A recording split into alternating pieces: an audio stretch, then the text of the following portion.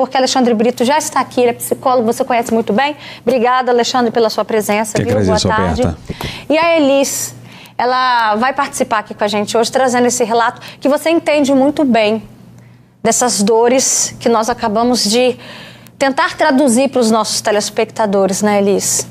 Boa tarde, Roberta. Boa tarde a todos que estão nos assistindo, doutor Alexandre. É um tema polêmico e muito doloroso, né? Nós, como pais, fazemos de tudo para tirar o filho dessa vida, né? Meu filho, com apenas 13 anos, ele entra para a vida do crime de cabeça e tudo que estava ao alcance meu e do meu esposo nós fizemos. Quando você diz tudo, é tudo o quê? Botar em clínica, tivemos pastores com a ajuda da minha irmã, né, da igreja ICEM, que nos ajudou muito, botou numa clínica, mas como era de menor e não quis ficar, no outro dia tivemos que tirar. Eu tenho uma cunhada, Kátia e o Casé, que disponibilizaram uma casa fora do nosso bairro para a gente ficar lá com ele, né, para tirar da geografia, porque de repente é a geografia que causa aquela influência e tal, mas aí quando você percebe que não é a geografia, quando você percebe que é escolha da pessoa, e de orar, buscar a Deus, aconselhar de todas as maneiras, chorar, implorar a ajuda de toda a família e infelizmente não obter o resultado esperado. E como é que foi para você lidar com essa realidade a partir do momento que você começou a entender o caminho que seu filho tinha escolhido?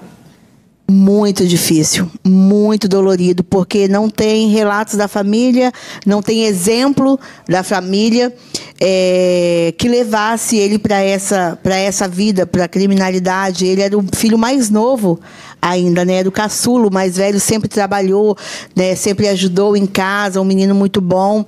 E ele resolve ir para essa vida. Então, assim, é algo muito difícil de você acreditar e você lidar com aquilo, porque muitas das vezes também as pessoas ao nosso redor acabam nos culpando. Aonde está o pai desse adolescente? Aonde está a mãe? Eu fui em fórum, eu fui em conselho tutelar, levava ele no conselho tutelar, todas, Roberta, tudo aquilo que estava ao nosso alcance, nós corremos atrás. Mas, infelizmente, não foi possível. A ajuda espiritual foi a primeira que você citou aqui. Primeira. Chegou a mudar de endereço, né? Você trouxe aqui vários esforços que a família fez, que os amigos, mas ainda assim, Alexandre, são muitas mães que se deparam com a frustração, né? Como que você faz para conseguir tirar o filho dessa vida?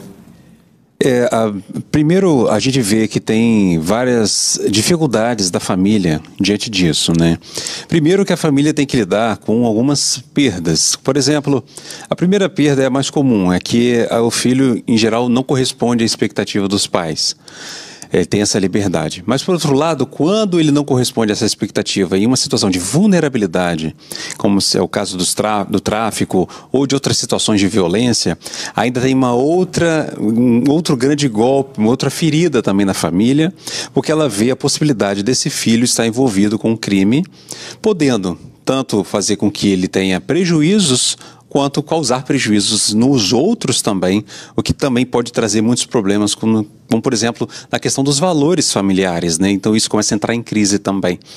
E depois a família vai tentando, de todas as formas, em geral, como rede de apoio, dar todo esse suporte para que o jovem tenha um lugar de apoio, de acolhimento, de afeto, que eu falo que sempre é o afeto um dos principais modos da gente conseguir tirar alguém de uma situação de vulnerabilidade, tentando trazer, de alguma forma, esse adolescente para a família, para um lugar seguro. Mas o tráfico ou outras situações de crime em geral também tem para muitos jovens, Roberta, uma conotação de identidade. Eles começam a criar uma certa identidade pessoal dentro de uma certa organização, ainda que seja criminosa. Então ele começa a encontrar um lugar ao sol, o que traz para a família muito sofrimento, porque a família também oferece esse lugar. Então, é um conflito que a família muitas vezes não compreende. Eu já te dei tudo, ofereço tudo que eu poderia te dar e ainda assim a sua escolha, a sua opção, vamos colocar assim, como se fosse, não gosto de colocar como escolha tão individual, porque a gente vê que é algo coletivo, cultural de algumas regiões e que vários adolescentes acabam também sendo envolvidos. Mas existe justamente essas produções de identidade, várias ofertas que o tráfico dá também, que a família não dá. E a família não dá por questões de segurança e cuidado. O tráfico não tem esse cuidado. Muitas vezes oferece ali envolvendo dinheiro, poder ou outras ilusões também.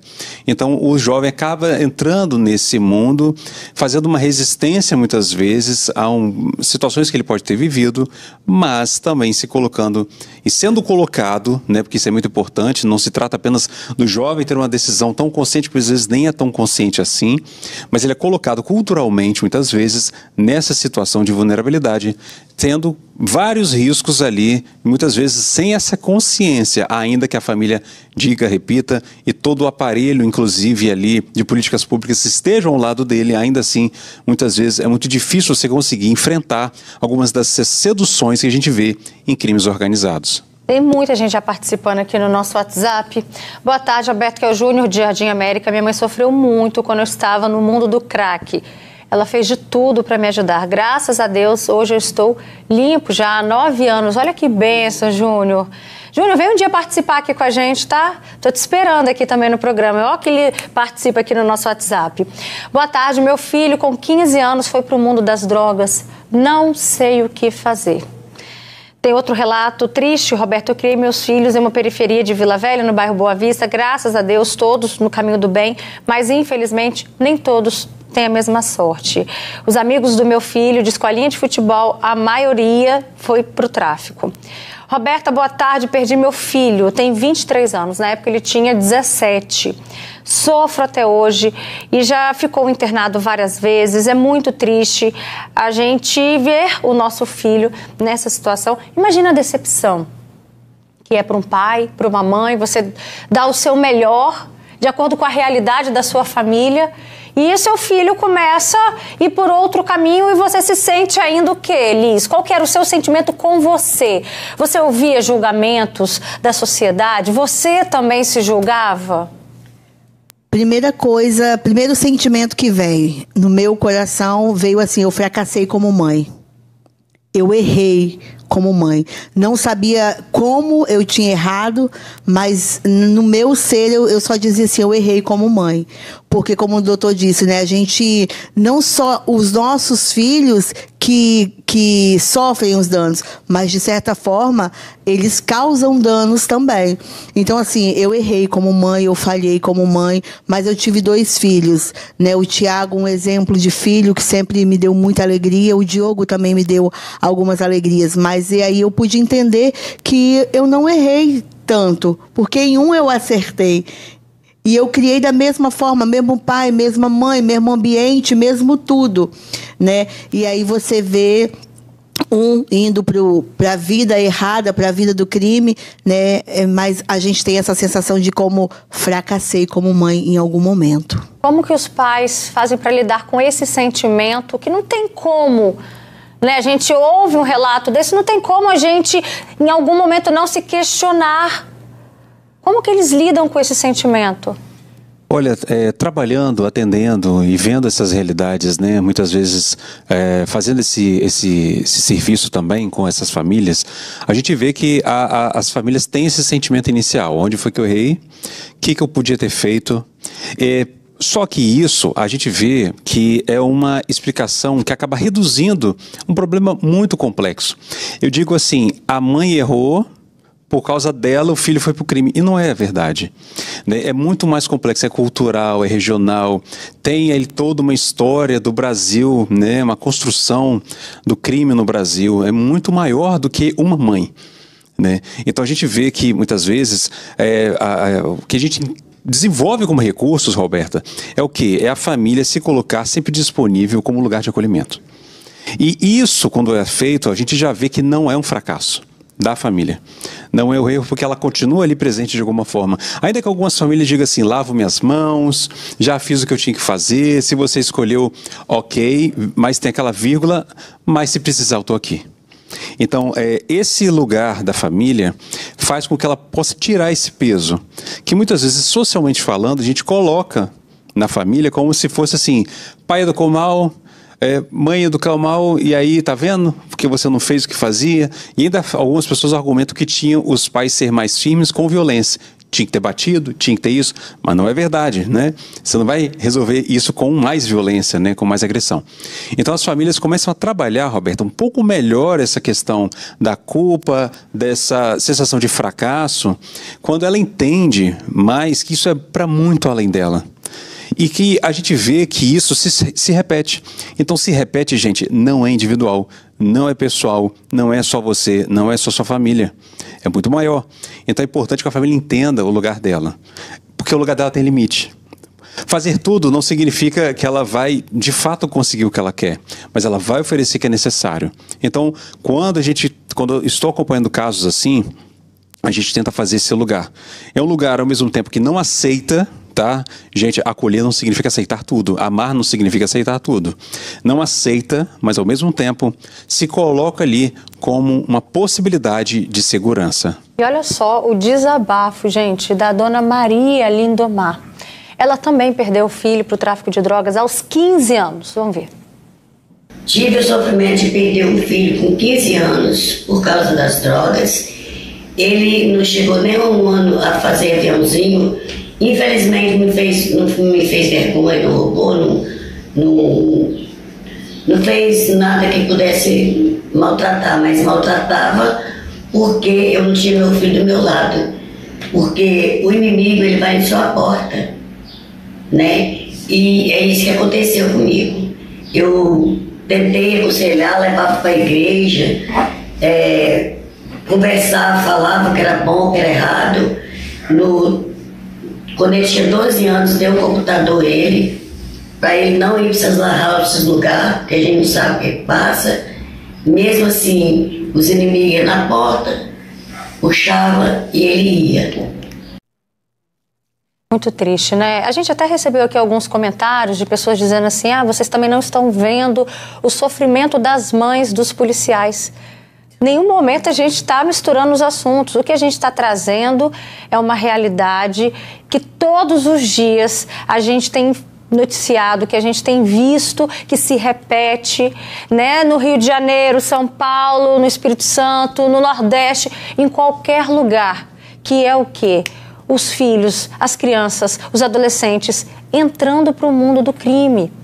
E isso por si só, já é um sofrimento para qualquer pai e qualquer mãe. E isso independe da classe social, né? E aí eu conversando com várias mães, produzindo esse estúdio aqui, ajudando ali na produção, o que eu ouvi? Tiveram mães que disseram o seguinte: nunca mais, minha vida acabou, nunca mais eu consegui ser a pessoa de antes. Como que é a sua vida hoje, Elis? Olha, eu não posso dizer isso. Eu tenho saudade do meu filho, eu sinto muita tristeza, mas eu continuo tendo vida. Eu tenho um outro filho que me dá alegria. Hoje eu tenho 5 netos que Deus me deu. Eu tenho o meu esposo. Então, assim, eu não parei a minha vida por conta de uma escolha, por conta da morte do Diogo. Não porque eu amo menos ou amei menos, não. Mas eu entendi que a culpa não foi minha, a escolha não foi minha. Eu tive um esposo do meu lado o tempo inteiro conosco. E hoje eu disse assim, eu preciso viver. Entender isso foi um processo? Muito difícil. Muito choro, muita lágrima, muita dor, muita acusação, porque nós também, como mães de traficantes, de filhos avião, nós somos julgados, nós somos condenados. Como o doutor disse, muitas vezes nós somos culpados por isso, e sem ter culpa alguma pela escolha. Então, foi um processo de dor. Como ele disse, eu nunca abandonei meu filho. Meu filho ia preso, mesmo sendo de menor, não era preso, né, que eles dizem, é apreendido. E eu estava lá com ele todo domingo, eu e meu marido estava lá. Então, assim, o que estava ao nosso alcance. Mas depois eu entendi, a minha vida não pode parar porque ele morreu. Mas eu tenho que continuar a minha vida pelos aqueles que estão vivos e valorizam a vida. Mas não é toda mãe, não é todo pai que consegue, né? Posso só fazer um comentário? Pode, deve. Eu já estive nessa atuação, né, nas medidas socioeducativas, e isso é uma coisa que chama muito a atenção. Enquanto toda a sociedade e comunidade muitas vezes condena, tem uma outra parte que apoia e tem toda uma comunidade que está junto com esses adolescentes, né? Que é a família, por exemplo. Então, assim, é incrível como a gente vê que a família, mesmo em situação de privação de liberdade, faz a visita. E teve uma época que a visita também tinha um certo constrangimento familiar na revista, né? Que eram feitos, né? Então tem essa situação e a família ia mostrava a presença, tá? Essa questão. E eu vou dizer uma coisa, essa presença da família nos melhores e nos piores momentos podem ser muito decisivas, porque a família nunca sabe quando que ela vai de fato conseguir provocar alguma mudança naquele jovem. Mas essa presença constante, quando parece que todo mundo desistiu dele, é o que pode fazer uma diferença. E é sobre isso, né? Tem mais comentários. Roberta, meu sobrinho tem 17 anos e sempre teve tudo, mas mesmo assim escolheu essa vida do tráfico. Minha irmã não sabe mais o que fazer. Roberta, eu perdi um sobrinho também para as drogas, eu sofri muito, pois eu amava demais.